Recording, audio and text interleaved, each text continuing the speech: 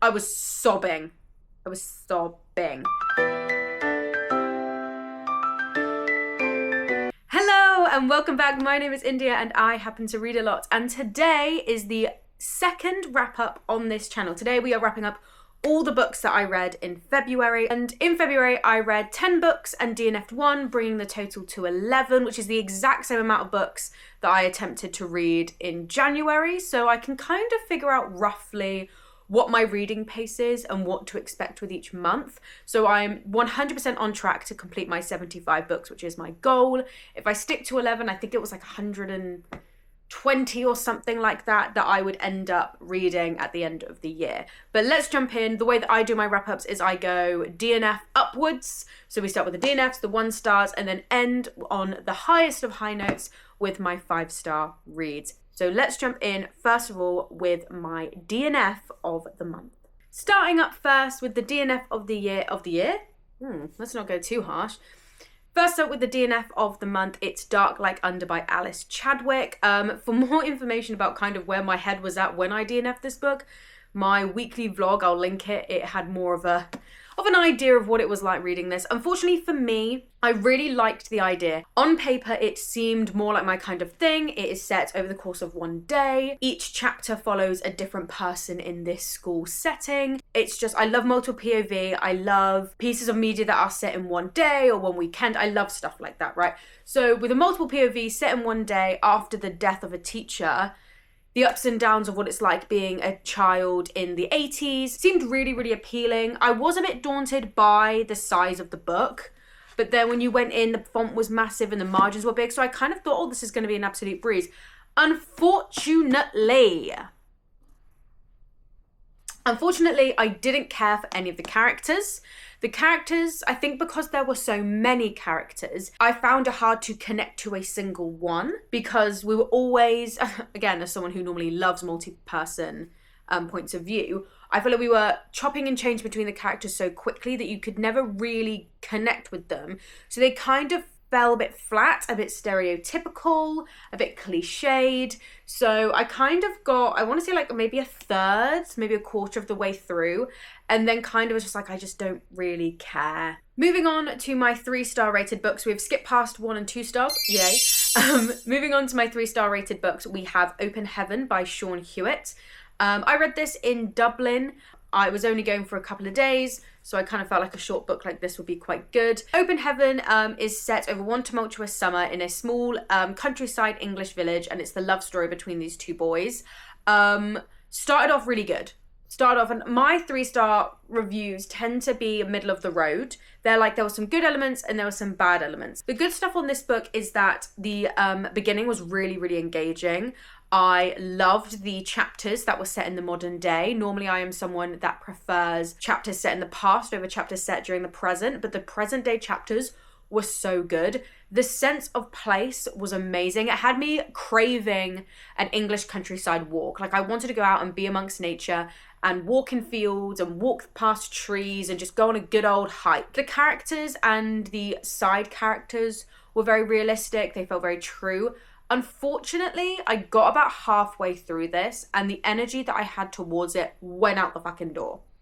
And I don't know whether maybe it's because I read it when I was in Dublin and I was like very busy, so my energy wasn't really there and I was very tired when I was reading it. But I got about halfway through. They were yet to really get together and I just got bored by the latter half and I kind of stopped caring, which is very shocking because it's a very short book. And while I thought the writing style was beautiful, it's very much a book where not really much goes on. And I'm the kind of person where I prefer a little bit more plot in my books. I'm not a fan of what I personally call walking, talking books, where the plot is more just the characters walking and talking to other characters. I need a little bit more of a driving force of a plot, and that's what happened there. So at first, while I was drawn in by the setting and the beautiful writing, once I kind of got used to that, then I was like, oh, there's not really much plot.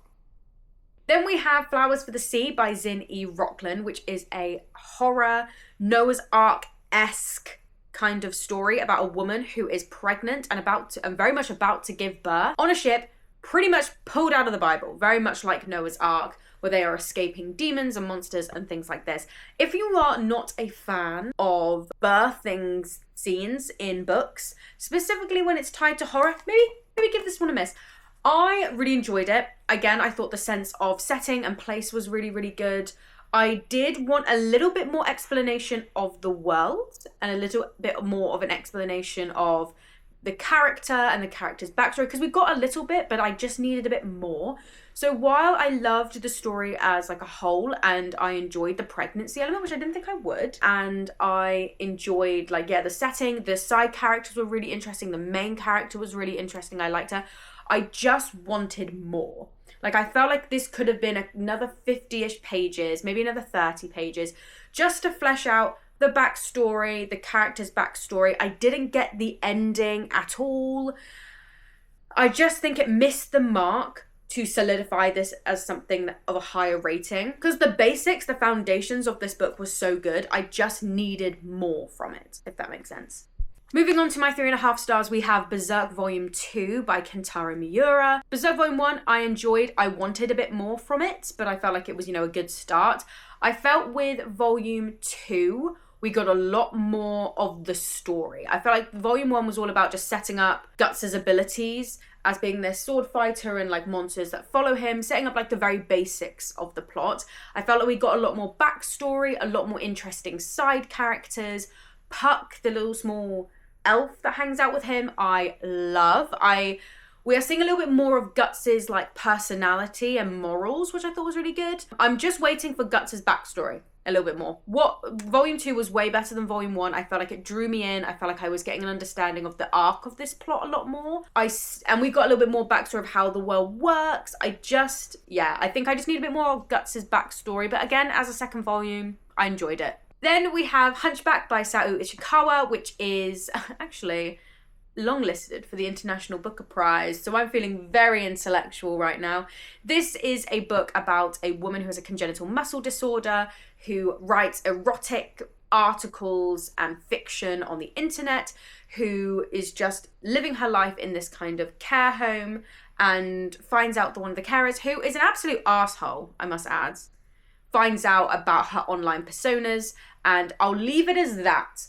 It is a conversation about ableism in Japan, a conversation about desire and wants with people who have disabilities. I will say, first half loved. First half, amazing. That chapter draws you the fuck in, and you're kind of like, what the fuck am I reading? But in like the best way possible. The narrative voice, incredible. Incredible. The main character in this, her brain, insane. Loved her. Loved her narrative voice. I loved reading from her point of view. She's very witty. Really great sense of like a really good narrator. But really enjoyed the first half. And then I think I just spent the second half going, ugh, that scene made me uncomfortable. And then I kind of just disconnected a little bit from the rest of the book. A lot of short books seem to be ending up on these literary awards. It was Orbital last year for the Booker Prize, and now the International Booker, we've got another 97 small page book. But yes, and that's a fucking gorgeous cover. Moving on to my 4-star reads, we have Fair Play by Louise Hegarty. This is a dual narrative. Now, I didn't know anything about this going into it. I just assumed it was a locked room mystery at a New Year's Eve party. That's all I knew going into it. It's actually a dual narrative where we have the murder mystery that happens at the New Year's Eve party, plus the focus on one of our main characters who is dealing with the death of her brother. You know at the very beginning that this character dies, and you have this kind of dual narrative where you're not entirely sure what's going on and what narrative to trust. You have the 1920s, 30s murder mystery, which is well written. She knows her tropes. She knows the way that 1920s golden age crime was written and formulated. As someone who loves 1920s and 30s golden age crime, that it was just enjoyable to read. She knew what she was doing. And then, weirdly enough, because I know on paper I would prefer the murder mystery, the second narrative, which follows our main character as she comes to terms with the death of her brother and what that means for her life going forward without him. Emotional. I went through a bereavement at Christmas, and this book couldn't have come at a better time for me to process my own emotions. And I think that's probably why I enjoyed the contemporary, modern day slice of life kind of depressing element over the comical, cliched, wink wink nudge nudge element of the 1930s mystery, because my favourite book of last year was the entire Ernest Cunningham series by Benjamin Stevenson, which is an incredibly witty and meta look at murder mysteries. You would think that would be my favourite bit as well, but no, it was the character focus elements of coming to terms with grief and death that I love so much. So yeah, 4 stars. It would have been a 5. The ending went a route that I completely get why the author did it. I personally would have done something different, and I personally was hoping for something different, but I get what she was trying to do. But because of that, it's a 4 stars, but it's still incredibly good. Moving on to my 4.5 stars, we start off with Cells at Work. This is by Akane Shimizu. This is a super fun, kind of camp, I don't even know what the word I'm trying to say is, but it basically follows anthropomorphized cells that live in our body. This follows many cells in our body who kind of look like humans. So you've got a white blood cell and a red blood cell, and it explains to you processes in the body and how cells work within the body. Like, somebody I saw on a Reddit thread last month had spoke about how this actually really helped with a lot of their biology exams. So there you go. Each chapter is another kind of monster of the week kind of vibe, bacteria of the week, ill of the week, and it's how the functions in the body work through their anthropomorphized selves. And yeah, it just explains how the body works. It's super fun. It's really good. I enjoyed every single... Normally, I'm not a person that is like, oh, I love Monster of the Week. I'm not really that kind of person when it comes to my manga. I like more overarching plots. That isn't really what happened in here, but it's so good. It's so funny. The character designs are great. The way that the author turns modern day illnesses and explains sneezes and things like that, it is hilarious. It is so worth your time. I think there is an anime adaptation out, and I do want to watch it. I had the 3-in-1 version, so I actually read volumes 1, 2, and 3. I do plan on reading 4, 5, and 6 sometime this year, but it was just so good, so much fun. I do hope maybe in 4, 5, 6 we'll get a little bit more of an overarching plot. There is some backstory connected to these two that I hope gets expanded upon. But yeah, just a super fun, amazing time. I've been meaning to get to this book for ages. It's been sat on my shelf for ages. But yeah, I'm glad that I read it. And then we have How to Seal Your Own Fate by Kristen Perrin. This is the second book in the Castle No Files. I have a whole reading vlog dedicated to reading this book, so I will link this. And you should watch it because I think it's fun and I put loads of effort into it. But to cut a long story short, I was not sure I was going to like this book because I felt that How to Solve Your Own Murder was I felt that you could only really do a book like that once. It was like, because it follows the present day and the intricacies of one summer in the 1960s following the main character's great aunt. And it kind of felt like, oh, this should be a standalone. You know, how are we able to make a sequel out of something that feels so standalone-ish? I should have shut the fuck up. This, Kristen Perrin has done an amazing way to link books 1 and 2 that doesn't feel forced, doesn't feel like you're trying to make a sequel out of nothing. It links and the foreshadowing is done so well. Annie, the main character, I enjoyed her in book 1, loved her so much in book 2. Her development as a character is incredible. I didn't think I preferred Great Aunt Frances in book 1. I thought she was a lot more compelling. Annie was like, she heard me and she went, watch yourself. I'm incredible. So in this book, she's so good. Great Aunt Frances's diaries are amazing. Her as a character is always so compelling, but there is a shift in her characterization in book 2, which is beautifully done. The only reason it didn't get 5 stars is I feel that the pool of characters was too small. I think we could have added an extra 1 or 2 characters like they did in book 1. And that just meant that the ending, I guessed a lot of it, which normally I don't mind, but the reveals at the end, I think, could have been structured just a tad bit better. We could have brought some characters a little bit more into the forefront to make it work a bit more. But Annie improves as a character in book 2. Great Aunt Frances's diaries take on a different level that I didn't expect. It's less scandalous and more heartbreaking. It's so good. And one of the things I also really liked is we get to see a little bit more of the repercussions of Great Aunt Frances's behaviour and how she had this notoriety in book 1, which continues into book 2, for being a woman that would make notes on you and form evidence against you of every single bad thing you've done. And we see how that is applied in book 2 and the repercussions that Annie faces because of Great Aunt Frances's decisions. It's done so well. Kristen Perrin, you can take my money for book 3. I'm ready. And then we have my 5-star read. So 3 5-star reads. I'm very, very happy. I only had 1 5-star read last month, so the fact that I have 3, I feel great. Starting off first, we have 2 books that are also in that weekend reading vlog. I would highly check it out. We have Rune by Carlos Sanchez. This is the first in a series. It is a kind of middle grade graphic novel, which I can only describe as if Hilda, Adventure Time, and Over the Garden Wall all merged and created this. And it follows Cheery and Di, who one day walk through a portal, very Alice in Wonderland style, and end up in the world of Puddin'. And it's their quest to try and go back home, but they learn a lot about themselves in the process. The art style is gorgeous. The characterization is great. The plot is amazing. Carlos Sanchez, how the fuck can you draw that amazingly? Like, I want to know. This is incredible. It's worth all the hype. I think you should read it. Then we have Collide by Bal Cabra, which is a sports hockey romance. It follows our main character, Summer, who is studying to be a sports psychologist, and she is paired up with the captain of the hockey team, whose name I've now forgotten, Aiden. Sorry to this man, I loved him as well, to work on basically like her thesis. And yeah, it's just a fun, grumpy sunshine sports hockey romance. I had a great fucking time with it. One of the things that I didn't finish this in my weekend reading vlog actually, so I don't think it's really been stated. I think it was stated a little bit in a weekly vlog.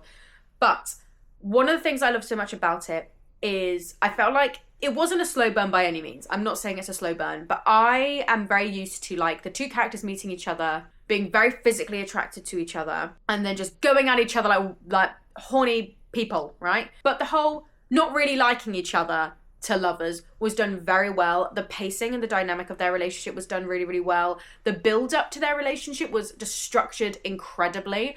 But one of the things I want to shout about is romance authors need to understand that your side characters better your main characters so well. If your side characters are thought out, very layered, realistic, funny, they've well written, it will increase the likability and the layered elements of your main characters so much more, because they feel more like real people if they've got very well written side characters around them, if that makes sense. I like more fleshed out romance books where we learn more about the main characters outside of themselves, through their environment, through the people that they know. So I loved all of the side characters in this book, all of them, even the ones that were annoying. I loved them. I thought they were so well written. They were so fun. And it made me like these 2 more, and also just in general connect to the story. This is a first in a series, and I want to read the next one because I like the world and the environment and the characters that the author has set up. The other thing I want to add, and this goes out to all romance authors, stop having marriage and babies in the fucking epilogue. I don't want to see a baby. I don't want to see a baby. It's a romance book, so obviously you know it's going to end happily ever after. So don't come for me for spoilers. And I'm sorry if you've been spoiled for the epilogue. This copy did have, in its defense, it had like an extra excerpt, but the epilogue ending, like I was so excited to read it. I was like, they're what, 21 at the end of this book? I think they both turned 21. It then flicks, and she's like, I was doing my PhD and I fell pregnant. No, no. I wanted him to win the championship and maybe they get engaged, if anything. Or they win the championship and she runs into his arms. I don't want to see a child or wedding bells anywhere. I don't know. I just wanted it to be a little bit more like only a couple of years later. I don't always like when epilogues end in marriage and babies, because I don't necessarily think marriage and babies is like, oh, and they lived happily ever after because they're married and have babies. I think it should have been that he wins the championship, she becomes she gets her doctorate, that, and they're happy together. Maybe they move in together. That would have been a beautiful epilogue for me. And then finally, the favorite ultimate finale of a book, my favorite book of February. We have Faithbreaker by Hannah Kana. This was the final book in the Fallen Gods trilogy. I have been there. I actually spoke to the author about this, funny enough, because I tagged her in a video or a photo of me crying at the end of the book. Insert photo here. And she reached out and she was like, oh, thank you so much for reading. Like, sorry, I made you feel bad. And I was like, I love this book so much. But I have been with Hannah Kana. She doesn't know this. I've been with Hannah Kana from like before God Killer came out. I've been very lucky that the publishers have sent me proofs of all 3 books of this series. It is a series that I've supported from the second I read it, from before it was even out in hardback on the bookshelves. So this is a series that has meant so much to me. It signifies a lot of where I've come as like a reader and a reviewer and a bookseller, that I would be able to see beginning to the end of an amazing fantasy series that I love so much. Like little me, little India would not be able to comprehend that if you said that to her. So this is, I think, probably why I got so emotional reading it and finishing it, was because it's so much more to me than just an amazing fantasy book series. Like, it's just a signifier of what I've achieved, which is weird to put on a book, because it's not about what I've achieved, it's about what the author's achieved and the incredibleness that is this book. But it has like it has a lot of meaning in my heart. And yeah, this was so good. As someone, and it is in my link tree, so check out my link tree. I took part in 2 podcast episodes with my friends Soren and Morgan in their podcast, The Hidden Bookcase. And we spoke about God Killer and its sequel, Sunbringer. And I will be honest, I think I lucked out the most with what I wanted to happen in this book. A lot of things that I wanted to happen happened. And a lot of things where at first I was like, I don't want that to happen. I think Hannah Kaner wrote it in a way that was so well done that I can help and go, okay, yeah, I get it. It was just really, really well done. It had me sobbing, it had me crying. The characterization is great. I like that we expand a little bit more outside of Midren. I can't really say too much because it's the last in a series, so there's a lot of high stakes, a lot of spoilers. I was sobbing. I just can't wait to see what Hannah Kaner does next. This is a pinnacle fantasy book in my life. Absolutely incredible. And here we are. These are the final books that I read in February. February was a really, really good month. I hope that we can continue this into March. My March TBR is actually out. So if you want to have a look at that, I would highly recommend it. See what I've got planned for March. As I'm filming this, I've already read 1 book in March. Big slay. I enjoyed it. I'm trying to read more classics. It was a great time. But yeah, this is the final batch for February. February 2025 is done. What an amazing set of books. I think we'll see a couple of these at the end of the year videos. So yeah, thank you so much for watching. Please like and subscribe and all that fun stuff. And thank you.